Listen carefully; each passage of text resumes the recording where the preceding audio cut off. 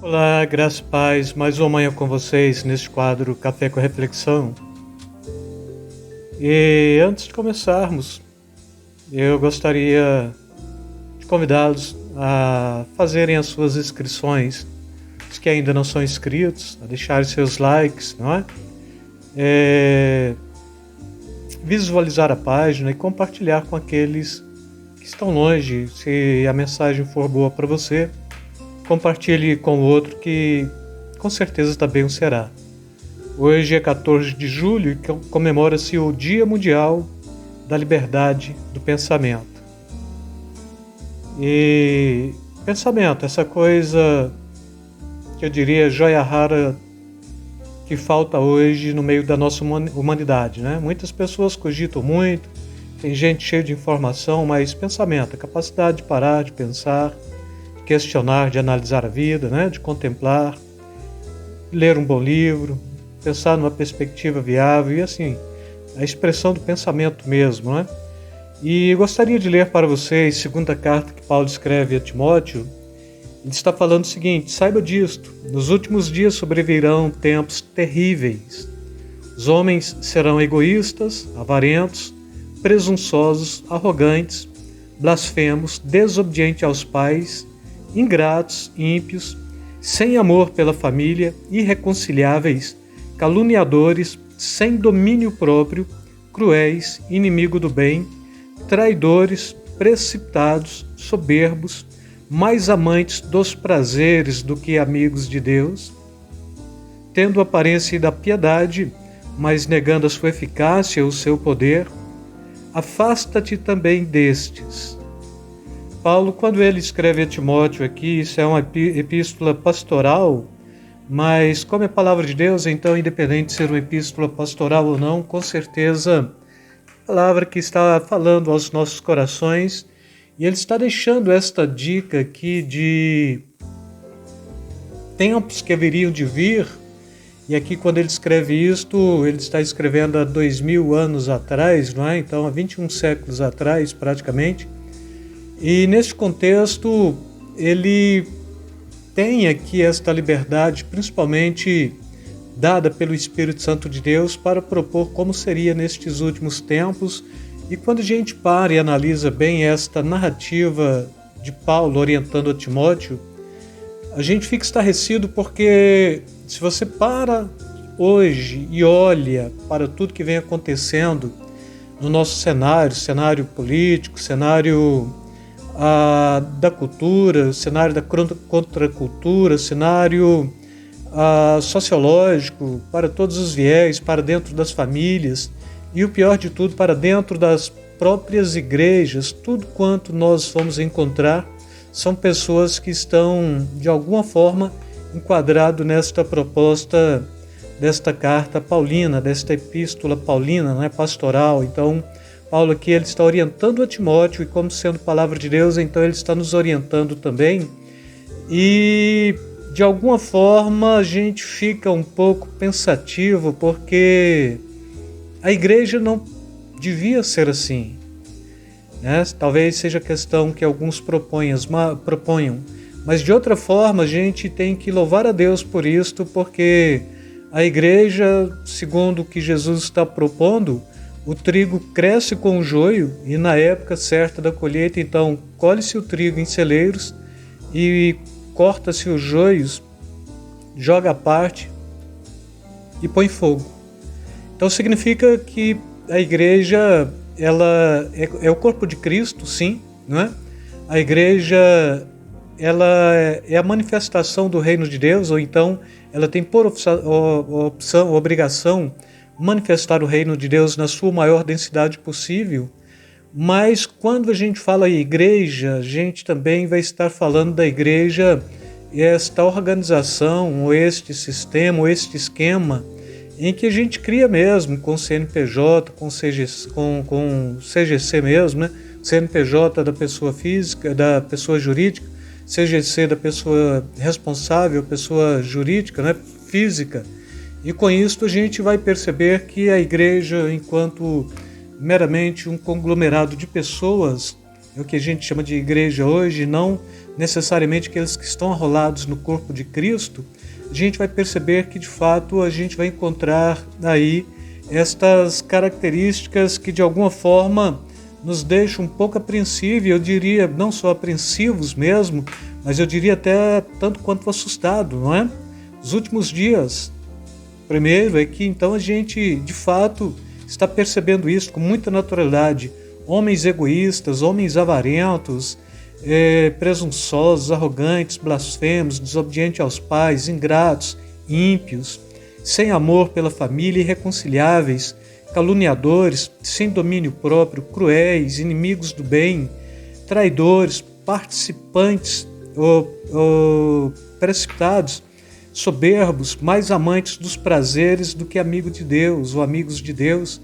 E a característica da fé cristã, partindo do pressuposto que somos filhos de Abraão, Abraão foi amigo de Deus.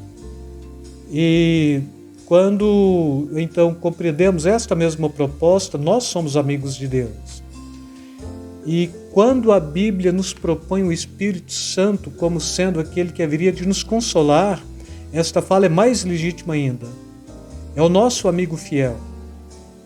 E a igreja, se ela tem em si esta capacidade de perceber que, de alguma forma, estas características dos últimos dias estão enquadrando dentro da igreja, resta ao povo de Deus única e exclusivamente, eu diria não ser seletista, mas ser cada vez mais pessoa, ou crente, ou servo, não é? Que se dedique àquilo que de fato é proposto pela Bíblia, então a oração, a consagração, a leitura da palavra de Deus, a vigilância, a prudência, não é?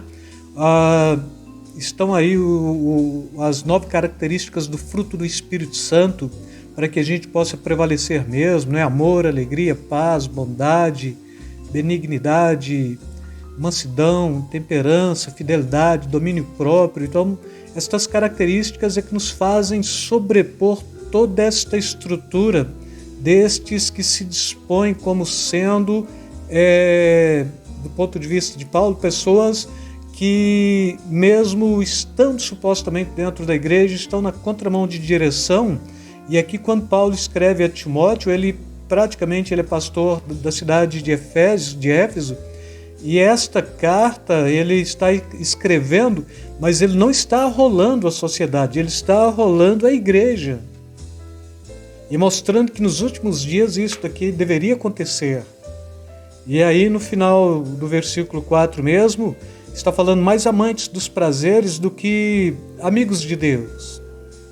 E a gente tem presenciado isto com muita naturalidade, com muita precisão. Parece-me que Paulo, quando ele traz esta proposta, ele traz com a precisão cirúrgica, quando ele está falando com a precisão cirúrgica mesmo. Então a gente vai analisando tudo isso e olhando para dentro da nossa comunidade cristã e, querendo ou não, não é ser seletista, mas tendo aqui esta capacidade do que Paulo está falando, que quem tem a mente de Cristo discerne bem todas as coisas e de ninguém é discernido, a gente vai discernindo com muita facilidade pessoas que estão dentro desse campo aqui, e o que nos resta tão somente é afastarmos-nos destas pessoas que de alguma forma nos causam mais prejuízo e nos traz mais retrocesso do que alguém que possa estar aí para nos ajudar, para caminhar conosco, para juntos formarmos e fomentarmos bem o reino de Deus, para que de fato ele possa acontecer na sua máxima, na sua legitimidade, não é? E infelizmente muitos estão dentro da igreja não porque teve um encontro genuíno com Jesus, não teve conversão, teve uma adesão, não teve uma transformação, são pessoas mais convencidas do que convertidas. E quando a gente olha para estes tipos de pessoas, que o Espírito Santo é alguma coisa que ainda não teve liberdade para fazer aquilo que precisa fazer na vida destas pessoas, o que nós vamos encontrar são pessoas assim mesmo, não é? Com toda esta disposição para questões voltadas para este mundo, e com toda a indisposição de quererem de fato serem amigos de Deus, porque é mais prazeroso você curtir as coisas deste mundo do que de fato ser chamado, reputado como amigo de Deus. Para ser amigo de Deus, você tem que ser inimigo do mundo. E aí fica uma coisa também banalizada, porque a igreja hoje ela tem dificuldade de romper com o mundo, porque o mundo traz tudo aquilo que traz fama, e tem líderes, né? E tem artistas gospels, né, dentro da igreja que precisa deste mundo para de alguma forma poder mostrar o seu estrelato e a que veio. Mas para o reino de Deus não tem artista, não tem aquele que é mais, não tem aquele que é menos, tem aquele que é, não é? E se são convertidos, estes, a Bíblia está falando, com certeza, o final é a vida eterna em Cristo Jesus mesmo, é a glorificação dos corpos, é arrebatamento da igreja e, com certeza, é vencer o maligno de todas as formas e com todas as forças. Mas para estes que estão aí dentro de igreja porque aderiu, porque está convencido de alguma coisa e não convertido de fato, a gente vai encontrar pessoas deste jeito mesmo e que sempre vai estar nos trazendo algum tipo de prejuízo como cristãos, porque é tão ruim quando você percebe uma pessoa que é soberba, que é precipitado, que são traidores, que são amantes dos prazeres, não é? E assim por diante. E saber que você está ali com você, poderia ter um vínculo de amizade, mas pelo bom senso da fé e do Espírito Santo, não é? Você tem que começar a distanciar destas pessoas, não é? É o que Paulo está falando, afasta-te dos tais, não é? Então eu quero deixar para vocês aí esta palavrinha de reflexão mais voltada mesmo para o conceito do que é a fé cristã e do que Deus busca de fato em cada um de nós. Fiquem na paz, Deus os abençoe rica e abundantemente, amados. Beijo na alma, beijo no coração.